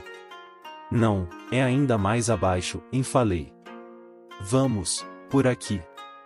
À nossa frente havia uma porta feita pelo homem que estava claramente deslocada na caverna. Havia manivelas de cada lado e um guarda em posição de sentido próximo a cada manivela. Além da porta, havia uma pequena sala quadrada. Senhor. Parece uma sala terrivelmente pequena, comentou Juna, um ponto de interrogação flutuando sobre sua cabeça. Certo. Também era a primeira vez de Juna, Seria divertido ver sua reação. Certo, pessoal, falei. Todos a bordo. A bordo? Isso é algum tipo de veículo. Não se preocupe com isso. Virei para os soldados de cada lado. Certo, para o nível inferior, por favor. Eles bateram continência. Sim, senhor. Ao seu comando. Quando todos estavam dentro da salinha, os soldados falaram em um tubo de comunicação, viajando do nível médio para o nível inferior. Então, após as respostas de nível superior, entendido, e nível inferior, entendido, começaram a girar as manivelas ao lado da porta. Quando fizeram, o quartinho começou a descer lentamente. Gritou Juna. A queda foi leve, mas repentina, e Juna perdeu o equilíbrio, encostando-se no meu peito para se apoiar. Quando a peguei, senti a proximidade de seu corpo macio e o cheiro de seu cabelo fez cócegas em meu nariz. Foi bom para mim. Me desculpe, senhor, e disse Juna, corando. Ei, não estou reclamando, falei. Você está bem? Sim. Este quartinho está indo para baixo? Sim, falei. Você viu as manivelas perto da porta, certo? Ao girá-las, eles são capazes de subir ou descer esta sala. Isso mesmo. Esta sala em forma de caixa era um elevador manual extremamente simples. A designer foi Genia Maxwell. Eu, não sendo tão bom em ciências, não entendia muito bem o sistema, mas havia uma roldana com contrapeso no lado oposto do elevador, e isso de alguma forma os deixava subir e descer o elevador sem mais força do que para pedalar uma bicicleta. A verdade é que ele foi originalmente projetado para ser instalado no laboratório da masmorra de Genia. Quando ela pensou nisso, no entanto, mesmo que o incômodo de subir e descer as escadas fosse removido, não iria querer sair com mais frequência, então o plano foi reconsiderado. A equipe que enviei para organizar os projetos dele, foram armazenados tão aleatoriamente que despachei uma equipe de limpeza, liderada por Ludwig. É claro, havia encontrado os planos, então tentamos configurar um neste local como um teste. Era operado manualmente, não tão rápido, e exigia que um atendente de elevador estivesse disponível o tempo todo, mas se trabalhassem em turnos de 1 hora, não era tão cansativo. No momento, havia apenas 3 paradas, entrada da caverna, nível inferior e nível superior, então o único elevador precisava de apenas 6 soldados para operar. Sinceramente, só precisava de uma pessoa para operá-lo, 2, se estivessem em turnos, mas os militares falaram que, quando havia pedidos de vários níveis, causava confusão, então acabamos com um sistema de 6 pessoas no qual os soldados anunciavam o que estavam fazendo antes de girar as manivelas. Havia vários elevadores instalados. Embora este na caverna fosse o único com 3 níveis. Eu pretendia instalá-los no castelo também, em algum momento no futuro próximo. O palácio era um lugar grande, e dava muito trabalho subir e descer as escadas o tempo todo. Quando dei a ela essa explicação, Juna por algum motivo soltou um suspiro sensual. Sinto que posso entender por que a princesa às vezes tem uma expressão de cansaço no rosto. Por que você está mencionando Licia agora? Perguntei. Eu entendo que esta é uma máquina maravilhosa, mas quando você coloca na minha frente coisas que estão além da minha compreensão, uma após a outra, é difícil de acompanhar. Você realmente precisa pensar tão profundamente nisso? Perguntei. Tenho certeza de que os caras aqui apenas pensam em ei, que coisa nova e conveniente de ter. Não fale assim. Juna ainda estava encostada no meu peito e mostrou um sorriso suave. Mesmo que seja exaustivo, queremos entendê-lo. Isso é meio constrangedor, admiti. Enquanto conversávamos, chegamos ao nível inferior. As portas do elevador se abriram para um espaço amplo e aberto com teto alto. Havia um grande número de máquinas, peças bizarras de aparatos experimentais e algo que parecia estar atualmente em construção. Era como a cena que eu tinha testemunhado antes no laboratório da masmorra de Genia. Se havia uma diferença, era no número de pessoas. Aqui e ali, havia pessoas vestindo jalecos brancos que as faziam parecer pesquisadoras, bem como trabalhadoras da área de construção andando de um lado para o outro. Expliquei este lugar aos 3 visitantes. É aqui que o Departamento de Pesquisa e Desenvolvimento Militar está atualmente baseado. Aquele equipamento de voo dos Viver, o pequeno Suzumu Mark V Leve, também está sendo desenvolvido aqui. Você os está fazendo em uma ilha? Acho que seria um lugar inconveniente para montar uma oficina. Castor apresentou o problema que estava vendo. Ele estava certo, é claro, mas havia uma razão para isso. Quando se trata de tecnologia militar, devemos nos preocupar com o vazamento de informações para outros países, me expliquei. Em um lugar como este, cercado pelo mar, podemos colocar limites sobre quem entra e o que é retirado. E isso é conveniente. Bem, ainda ficou apertado aqui, então estou pensando que eventualmente iremos nos mudar para um lugar maior. Caminhando um pouco mais, uma pequena sala de vidro apareceu. Lá dentro, os pesquisadores estavam fazendo um teste operacional do pequeno Suzumu Mark V Leve. Tecnicamente, o vidro era reforçado, não em termos dos materiais usados, era vidro que tinha sido reforçado com magia, então se algo terrível acontecesse, como o equipamento explodir ou um pesquisador ser sugado e expelido, não teria efeito em nada fora da sala. Ainda assim, isso não iria prevenir danos e vítimas dentro da sala, então eu esperava que os pesquisadores fossem cuidadosos em seu trabalho. Este é um arsenal e um instituto de pesquisa, e falei. Dito isso, muito do que estão fazendo agora é testar as invenções de Genia Maxwell. A supercientista e inventora, Genia, era um gênio estereotipado. Uma vez que ela construía uma de suas criações, isso era o suficiente para satisfazê-la. Ela aparentemente não fez muita pesquisa sobre o assunto ou refinou depois disso. Preferiu dedicar tempo e energia para fazer outra coisa que desejava criar. Isso é um desperdício terrível, disse Excel, inclinando a cabeça para o lado. Sim, eu me sentia da mesma forma. Afinal, tínhamos conseguido usar seu pequeno Suzumu Mark V para criar a versão leve. Mas acho que é a maneira mais eficiente de a Genia trabalhar. É natural que as pessoas tenham seus próprios pontos fortes e fracos. Existem os tipos gênios como ela que têm ideias malucas e as exibem uma após a outra, mas também existem os tipos artesãos como os pesquisadores daqui, que se concentram em estudar uma coisa e alcançar resultados dessa forma. Quero elogiar os dois tipos igualmente. Ei! Excel soltou uma risadinha. Acho que é uma maneira admirável de pensar, senhor. Quando recebi um elogio tão sem reservas de uma importante vassala que, ao contrário de sua aparência de 20 e poucos anos, havia apoiado este país por quase 500 anos, isso mexeu um pouco comigo. Bem, não é como se fossemos ver resultados valiosos de tudo aqui, admiti. HM? Por que diz isso? Perguntou ela. Para explicar. Foi por aqui, talvez. Por que você parece tão incerto? Eu vi as plantas deste lugar, mas é a minha primeira vez realmente vindo aqui, e falei. Era fácil ver onde tudo estava do nível superior, mas por dentro é uma espécie de baderna complicada. Seguindo minha vaga memória das plantas, logo chegamos ao nosso destino. Era um campo de tiro cercado por muros e redes.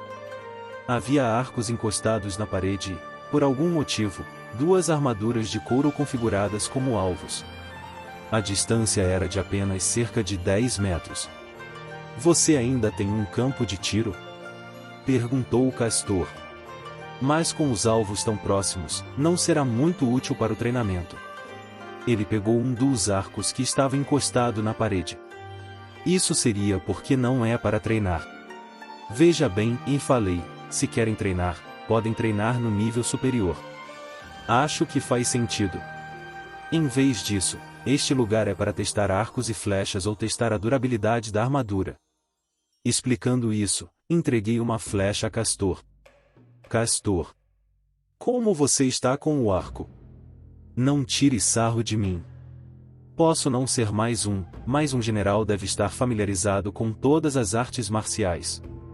Excelente, falei. Apenas tente dar um tiro normal na armadura à sua direita. Eu só tenho que acertar, certo? Beleza. Castor preparou seu arco, puxou a corda e soltou. Com um som agudo, a flecha voou direto para a armadura, acertando o traje de couro.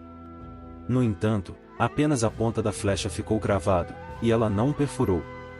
Castor inclinou a cabeça questionadoramente. Aquela armadura de couro. Fizeram algo com ela? Sim, enfalei. Há uma placa de ferro fina atrás dela. Certo, próximo. Desta vez, dispare como você faria em combate, infundindo magia na flecha. Certo. Castor atirou novamente. Não houve diferença visual no que fez, mas desta vez a flecha perfurou a armadura de couro. Foi graças à magia que usou, sem dúvida. Isso demonstrou que, se estivesse encantada com um elemento, uma flecha poderia atravessar uma armadura com metal. Certo, próximo, e atire no traje à sua esquerda usando outra flecha mágica, e falei. Entendido. Castor atirou novamente. Quando fez, houve um estrondo e a flecha ricocheteou. A armadura de couro não ficou nem arranhada. Esse é um traje da armadura do corpo de blindagem mágica do Império, ou uma pálida imitação dela, e falei. Pálida imitação? Não temos a tecnologia para replicá-lo totalmente, ouvi dizer. Mas esta armadura também é reforçada com magia defensiva. Você viu isso negar a magia, e a flecha foi repelida, certo? Bem, essas flechas foram uma de nossas tentativas fracassadas de encontrar uma maneira de neutralizar uma armadura como esta. Entreguei a Castor uma flecha com cabeça preta. O que é esta flecha? Perguntou ele. Eu chamo de flecha anti-magia. A cabeça é feita com minério amaldiçoado. Minério amaldiçoado? Castor olhou atentamente para a ponta da flecha. O minério amaldiçoado era um minério que absorvia energia mágica. É preciso lembrar que Genia usou este minério como uma fonte de energia para seu pequeno Suzumu Mark V. Porque não podia usar magia quando ele estava por perto, ou melhor, a energia da magia era absorvida, e a magia era vista como a bênção dos deuses ou espíritos neste mundo, era chamado de minério amaldiçoado. Aprendemos que o minério amaldiçoado não nega magia, apenas serve para absorver sua energia, e expliquei. Nesse caso, pensei que talvez pudesse absorver o poder mágico colocado em uma peça de equipamento usando magia de encantamento. Então, nós testamos, e eu estava certo. Isso é incrível, não é? Disse Castor entusiasmado. Se isso for verdade, não temos que nos preocupar com o corpo de blindagem mágica. Mas eu balancei minha cabeça. Eu já não disse a você? Foi uma tentativa fracassada. O minério amaldiçoado absorve mais do que apenas a magia do inimigo. Não podemos encantar coisas com magia elemental, ou reforçar nossas flechas. Ah! Então, isso significa. Experimente você mesmo e veja. Claro. Castor soltou uma das flechas anti-magia. Quando fez, a flecha arranhou um pouco a superfície da armadura magicamente encantada, mas a ponta quebrou em pequenos pedaços quando acertou. Enquanto Castor e os outros ainda estavam surpresos, encolhi os ombros. É como se estivéssemos de volta ao ponto de partida, acertando uma armadura comum com uma flecha comum. O minério amaldiçoado é muito frágil, por isso não é útil como uma ponta de flecha por si só. E se derretermos e colocarmos dentro de uma ponta de flecha de ferro, a quantidade diminuída de minério amaldiçoado enfraquece o efeito. Em contrapartida, se aumentarmos a quantidade, a ponta da flecha fica muito grande e não funciona mais como uma flecha. Para ser franco, chegamos a um beco sem saída. É por isso que é um fracasso? Isso mesmo. Ainda assim, mesmo que não houvesse quase nada ganho com a tentativa, não foi um completo desperdício. Tínhamos feito um leve amassado naquela armadura encantada. Aquela armadura que estava coberta com fragmentos de minério amaldiçoado havia perdido seu encantamento. Se fosse atingido por uma bala, ou qualquer outra coisa que tivesse um alto nível de força penetrante, mesmo sem magia, seria possível penetrar naquela armadura. Sim, ao desenvolver a flecha anti-magia, estive pensando em introduzir a arma de fogo, que não havia sido desenvolvida neste mundo porque não resultava em muita vantagem. Quando soube da existência do minério amaldiçoado, pensei que seria possível atirar no corpo de blindagem mágica. No entanto, o resultado foi o que demonstrei. Um projétil comum seria desviado pelo encantamento. Se tentássemos usar minério amaldiçoado no projétil, ele se tornaria muito frágil para ser usado. Além disso, embora fosse comum achar o minério amaldiçoado no reino, ele tinha muitos usos, como o pequeno Suzumu, então não tínhamos tanto ao ponto em que pudéssemos desperdiçá-lo. Além disso, quando usado em um projétil, o minério amaldiçoado poderia causar problemas posteriores. Se a Terra ficasse cheia de projéteis que erraram o alvo, seria impossível usar magia ali por algum tempo. Neste mundo, onde a magia fazia parte da vida diária das pessoas, isso tornaria a Terra inabitável. Embora não fosse tão letal em termos de permanecer após a guerra e impactar negativamente as vidas dos civis, o minério amaldiçoado era tão ruim quanto as bombas coletivas 2 ou balas de urânio empobrecido. Por isso, era preciso ter cautela na forma como utilizávamos e continuar a pesquisa. Então, assim, passam os dias aqui com sucessos e fracassos repetidos e concluí. E mesmo que seja com apenas um passo de cada vez, estão nos levando para uma nova era. Você está cobrindo uma ampla gama de coisas aqui, observou Castor, parecendo meio impressionado e meio exasperado. Bem, embora algumas de nossas pesquisas sejam infrutíferas, tenho que tomar todas as medidas que posso como rei, falei. Como rei? Isso mesmo. Você realmente se tornou um rei agora, murmurou Castor. Bem, sim. Então, agora, vamos subir? Ainda tem mais? Tendo visto tanto, Castor parecia um pouco cansado de tudo, então eu disse. O próximo é o evento principal de hoje. Para cima, você disse. O que? Estamos escalando a montanha agora. Resmunguei e balancei o dedo para Castor. Isso era muito antiquado? Ainda mais acima do que isso. Voltando à superfície, embarcamos em uma gôndola de viver. A gôndola subiu, deixando a superfície cada vez mais para trás. Sem ter os olhos vendados desta vez, Castor me lançou um olhar desconfiado, como se dissesse, o que você está me mostrando agora? Mas assim que subimos de altitude e ele conseguiu ver o que havia abaixo de nós, gritou em estado de choque. Que? O que é isso? Abaixo de nós estava um único navio enorme flutuando no meio do mar aberto. A superfície do navio tinha solo compactado e havia uma montanha rochosa, floresta, planície relvada, campo de argila vermelha e muito mais.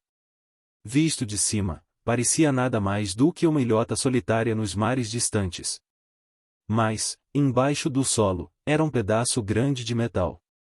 Olhando de perto, a montanha rochosa era onde a ponte do navio estaria. Isso mesmo.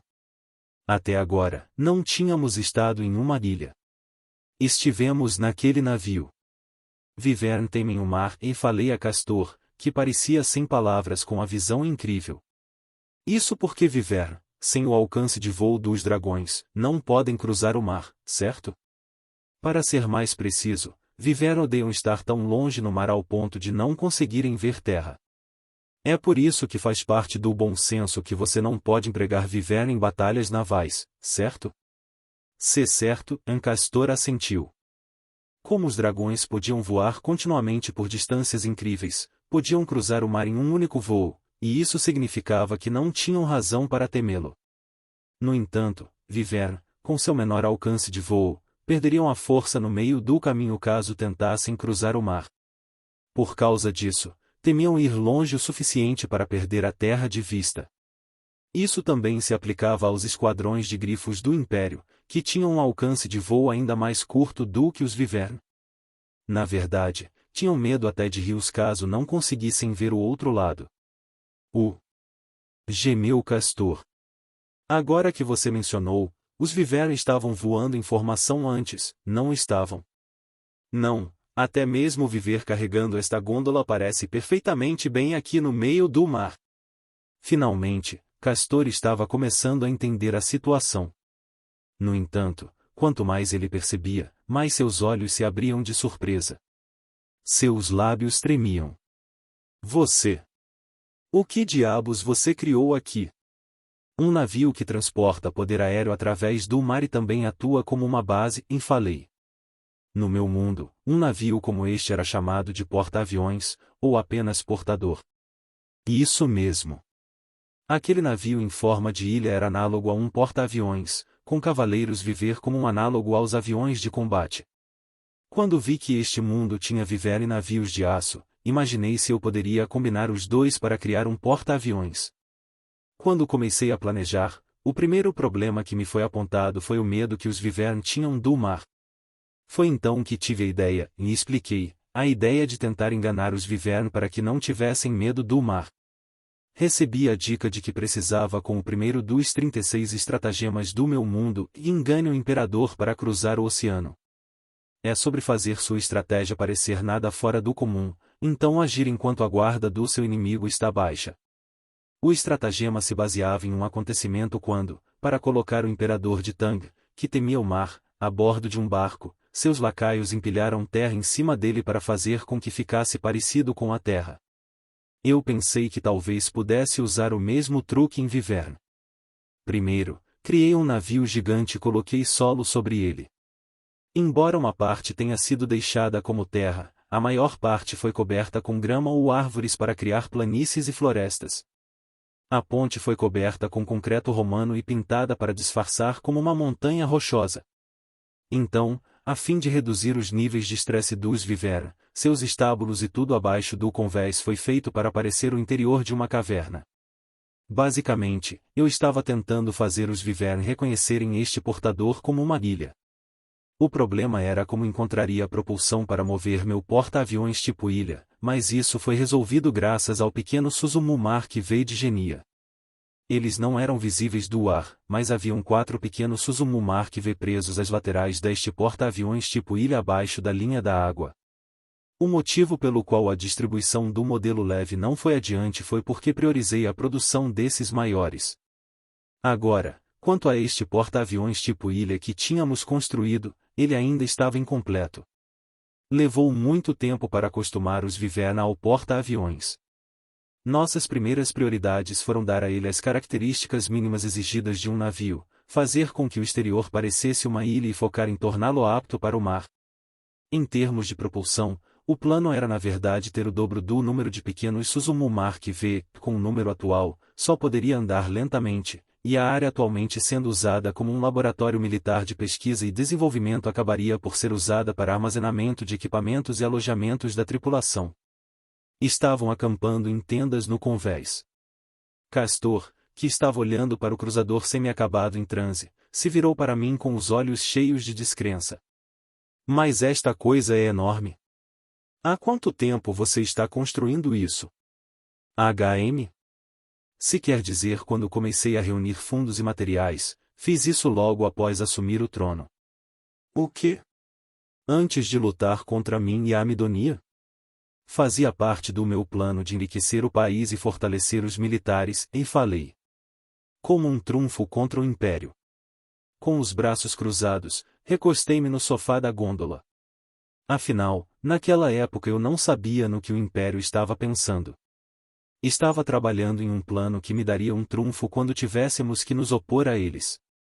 Contra o Império mais poderoso e mais populoso, não teríamos a menor chance de uma corrida armamentista terrestre. Achei que o caminho para a sobrevivência poderia estar na expansão de nosso poder aéreo ou marítimo, onde a tecnologia desempenha um papel muito maior. Bem, e nessa fase, estava apenas alocando os fundos e os materiais. A construção só começou para valer após o fim da guerra contra a Amidonia. Além disso, como eu estava avançando com o projeto da nova cidade ao mesmo tempo, não consegui reunir fundos ou recursos suficientes para o projeto. Se Roro e Colbert não tivessem se juntado a nós, me dando uma fonte de financiamento, e se eu não tivesse sido capaz de garantir uma fonte de recursos anexando a Amidonia, a construção poderia ter começado ainda mais tarde. Ainda assim, uma vez iniciada, a construção de navios neste mundo era rápida. Na verdade, eu também me senti assim ao implantar a rede de transporte construindo a nova cidade, mas a construção neste mundo era extraordinariamente rápida. Como tinham magia, não havia necessidade de grandes peças de equipamento de construção. Por exemplo, se tentar construir algo grande na Terra, primeiro precisa construir os guindastes e outros equipamentos que serão usados na construção. Na pior das hipóteses, há até momentos em que pode precisar de equipamento para construir o equipamento necessário para construir o equipamento, e assim por diante.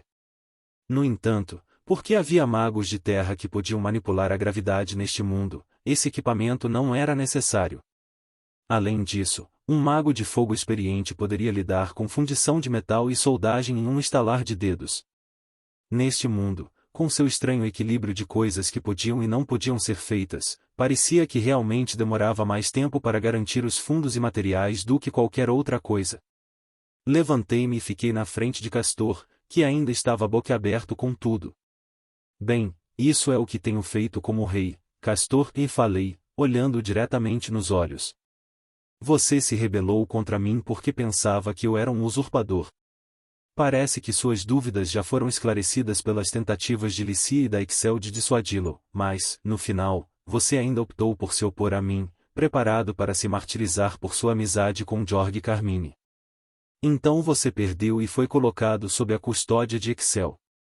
Castor baixou os olhos. Você não precisa me dizer isso agora. Eu perdi. Isso é tudo que há para dizer. Não é isso que estou tentando dizer, falei. No momento, estou mostrando meu poder como rei deste país. Você quer dizer aquele porta-aviões? Perguntou o Castor. Mas eu balancei minha cabeça. Não. O portador em si não é meu poder. Se há uma coisa de que posso me orgulhar como rei, é reunir camaradas talentosos, preparar um lugar para seus talentos brilharem e criar um país que poderia construir este porta-aviões.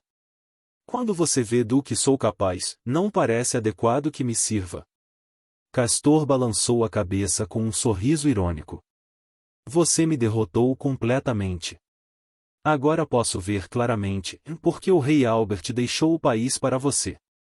Mas não estou apto para servi-lo. Posso entender que você me reconhece como o rei deste país? Perguntei.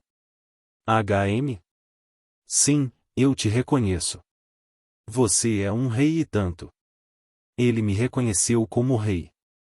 Tendo arrancado essas palavras de Castor, finalmente tive certeza. Não senti nada da arrogância que tinha antes. Em sua derrota, e com algum polimento da Excel, cresceu como pessoa. Considerando isso, poderia confiar isso a ele. Coloquei a mão no ombro de Castor, olhando diretamente nos olhos enquanto dizia: Castor, este porta-aviões é uma arma extremamente única. Embora seja um navio sob as ordens da Marinha, transporta as tropas da Força Aérea. Para operá-lo com eficiência, é necessário não apenas conhecimento de manuseio de um navio e de combate no mar, mas conhecimento e experiência para comandar a Força Aérea. Quero deixar este navio sob o comando de alguém com essas habilidades. Castor arregalou os olhos. Não. Você não pode estar dizendo. Parecia que ele havia descoberto aonde eu queria chegar com isso. Ele era um homem que havia sido ex-general da Força Aérea, mas agora havia treinado sob as ordens de Excel para aprender como controlar uma força naval. Eu sorri quando perguntei.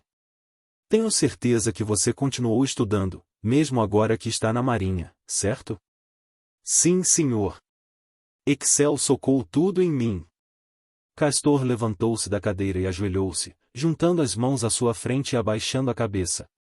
Coloquei o chapéu de capitão que trouxera comigo na cabeça abaixada dele. Como o homem tinha chifres, foi feito especialmente com orifícios para eles. Bom, concluí. Pois bem. Castor que não tem sobrenome. Eu o nomeio como primeiro capitão deste porta-aviões. Sim, senhor. Aceito humildemente, meu soberano.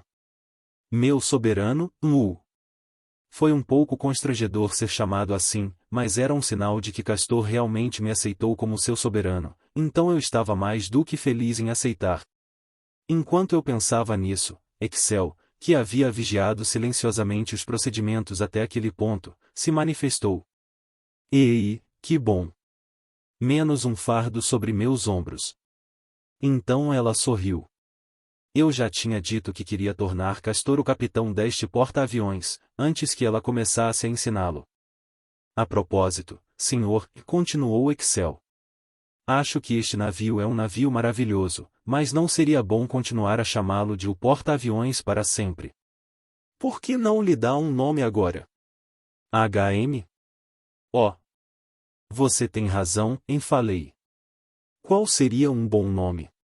Vamos ver, acho que o nome de um lugar, ou do rei que o construiu, seriam as opções mais comuns. Como o porta-aviões Soma soa para você? Quando construir mais deles, pertencerão à classe Soma. Definitivamente não. Eu não queria isso. Se colocasse meu próprio nome no navio que seria o centro de nossa marinha, isso me faria parecer presunçoso, e eu não queria isso. Além disso, se tivesse meu nome, diriam coisas como, Soma partindo, e Soma retirando-se da linha de batalha, e Soma encalhado, certo? De jeito nenhum que eu queria isso. Precisava propor um nome alternativo. Oh, ei, eu sei, falei. Por que não dar o nome de um porta-aviões do meu mundo? Do mundo de Vossa Majestade? Concordei. Se eu tivesse que dar um nome a ele, por que não usar um que existisse no meu mundo? Que fosse aquele que nunca desistiu diante da adversidade e que nunca desistiu de lutar. Ia carregar Viverne, então esse era o nome perfeito. Olhei para o porta-aviões tipo ilha abaixo de nós e declarei. Eu, por meio desta, chamo este porta-aviões de Iriu. Tendo acabado de nomear Castor como capitão do Iriu, meu trabalho estava feito e voltamos para a cidade Lagoon no Ducado Walter. Como o sol já estava se pondo quando chegamos, decidimos que passaríamos a noite na mansão dela. Pelo menos em parte por ser uma cidade costeira, tivemos um jantar que fez amplo uso de comida do mar, então Juna, Excel, Castor e eu conversamos enquanto tomávamos chá na sala de estar. No meio daquela atmosfera relaxada, Excel de repente largou sua xícara de chá e perguntou. Agora que pensei nisso, senhor, você não tem planos para depois, tem? Foi tão repentino que Juna inclinou a cabeça para o lado e olhou para ela com curiosidade. A avó? Também fiquei confuso. O que ela poderia querer, assim de repente? Sim, falei. Quando eu voltar para o castelo, tenho certeza de que haverá trabalho para mim, mas não trouxe nada comigo. Entendo. Você tem tempo agora, então? No momento em que ela disse isso, surgiu um brilho inquietante nos olhos de Excel. Estremeci, sentindo um arrepio percorrer minha espinha. Senti arrepios, todos os meus instintos me avisando. Senti o perigo? Quase pulei do sofá, quando... Tum! Juna? Juna, que estava sentada ao meu lado, caiu para o lado. Ela estava caída sobre o braço do sofá, já adormecida. Mesmo dormindo, ela com certeza é charmosa. Espera, não tenho tempo para pensar nisso. Olhei para Excel, que estava sorrindo, uma pequena garrafa na mão. Não precisa se preocupar. Ela só está tirando uma soneca. Drogas para dormir? Você drogou sua própria neta? Parecia que ela iria atrapalhar se estivesse acordada. Excel colocou a mão na própria bochecha e soltou um suspiro. Não, não, não, não. Ela estava dizendo, oh, nossa, ela me dá tanto trabalho, mas o que tinha acabado de fazer com Juna foi muito desagradável. Não pude evitar, disse Excel. Recebi um pedido do camareiro para lhe dar algumas aulas. De Marques? Você não está falando sobre o que você pode chamar de educação sexual. Ela sorriu. Como uma mulher mais velha, ele queria que eu lhe ensinasse algumas coisas, senhor. Você é mais do que apenas mais velha. Oh, querido, que rude. Meu corpo ainda está cheio de juventude. Mas não o seu coração. Gritei. Excel se levantou de sua cadeira, lentamente se aproximando de mim. Criar um herdeiro é um assunto sério para o país. Especialmente considerando a escassez de membros da realeza. Mesmo que seus noivados já estejam essencialmente sendo vistos como casamentos, e mesmo que aqueles ao seu redor tenham encorajado você a se apressar e produzir um herdeiro, você ainda não colocou as mãos na princesa, ou Juna, ou Aissa. Não é de admirar que o camareiro esteja tão preocupado. N não. Eu queria esperar até que estivesse um pouco mais pronto. Isso nos deixa preocupados, disse Excel. Pode ser perdoado como uma indiscrição juvenil, mas uma vez que vocês forem formalmente marido e mulher, se você for desajeitado e inepto quando começar a trabalhar, isso pode ter um efeito em seu relacionamento. Esse tipo de discórdia entre um casal real pode levar a conflitos futuros dentro de casa. Excel se sentou nas costas do sofá, envolvendo o braço em volta do meu pescoço. O que foi isso? Eu era como um cervo apanhado pelos faróis, incapaz de se mover. É por isso que o camareiro pediu a uma mulher experiente como eu para lhe dar uma orientação. Agora, senhor, vamos para o quarto. Até o amanhecer, estarei lhe dando lições completas sobre como lidar com uma mulher. Primeiro, vamos começar com algumas lições de sala de aula. Lições? Eu ia ter aulas de saúde e anatomia na minha idade? Eu tinha me formado no ensino médio. Espere, acho que não entraram em tantos detalhes nas aulas de saúde e anatomia. Espere um momento. Você acabou de dizer primeiro? Gritei. Ei! Em qualquer campo de estudo, é melhor aprender com a prática, não acha? Se quiser, não me importaria de manter isso em segredo de Juna e das outras. Podemos considerar isso uma indiscrição de uma noite, e lhe darei algum treinamento prático. Eu não quero isso, entendeu? Eu gritei em minha mente. Excel sorriu, colocando as mãos nos meus ombros e inclinando-se para olhar meu rosto. Sim, ela definitivamente estava se divertindo vendo minha reação. Virei-me para Castor, que estava sentado ali bebendo chá como se nada estivesse acontecendo, em busca de ajuda. Castor. Você me reconheceu como seu soberano, certo? Seu soberano está em uma situação difícil. Me ajude, por favor. Eu realmente jurei lealdade a você, meu soberano. Castor largou o chá e disse com um olhar muito sério em seu rosto, e no entanto, não gostaria de nada mais do que ver o senhor a que me dediquei deixando para trás descendentes que irão prosperar. Não consigo impedir a duquesa Excel. Só posso conter as lágrimas enquanto ignoro o pedido de ajuda de meu soberano. Você diz isso, mas simplesmente não quer se envolver nisso. Gritei. Ele descaradamente desviou os olhos. Eu acertei em cheio, não foi, seu idiota? Agora, senhor, vamos? Excel segurou firme a minha nuca e começou a me arrastar em direção à porta da sala. Eu estava me preparando para correr, mas não consegui oferecer a menor resistência. Mesmo levando em consideração minha própria fraqueza, sua força era incrível. Onde aquele corpo esguio dela mantinha esse tipo de força? Não, espere, por favor, Excel, por favor, e implorei. Sim, sim. Você pode simplesmente deixar tudo para esta jovem garota aqui. Vou te ensinar muito bem. Não, quero dizer. Tá, vou ver suas aulas. Apenas as aulas. Nenhuma dessas coisas práticas, entendido? Gritei. Ora, suponho que não há nada a fazer. Mas se quiser contato físico comigo, apenas diga, entendido? Como se eu fosse querer. No final, fui submetido a longas aulas de Excel. Ter que ver aulas de saúde e anatomia com Excel, que se parecia tanto com Juna, foi tão constrangedor que pensei que iria morrer.